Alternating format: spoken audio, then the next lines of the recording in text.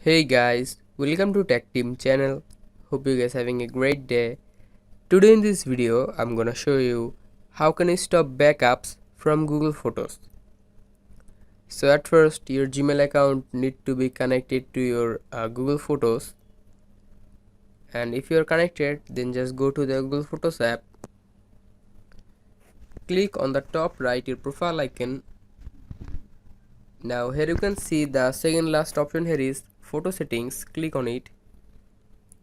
After clicking it, click on the first option here, backup, and the first option here is backup, which is on.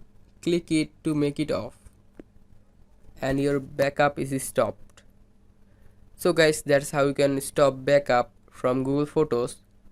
Hope you find this video helpful. If you find this video helpful, then give a thumbs up and please subscribe the channel. Thank you very much for watching the video.